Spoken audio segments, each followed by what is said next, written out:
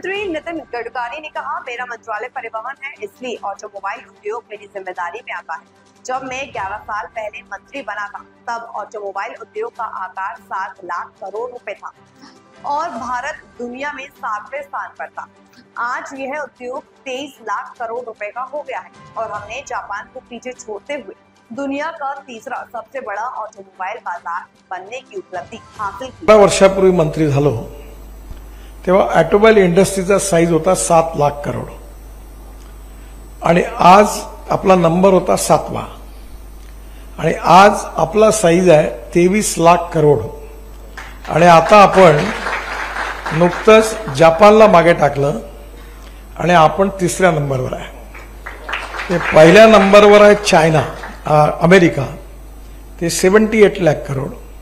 Second नंबरवर China 49 lakh crore इंडस्ट्रीचा size आणि India आता 23 लाख करोड। जर मग आपल्याला अमेरिकेच्या पुढे जायचं, 1 नंबरवर जायचं असेल तर काय केलं पाहिजे?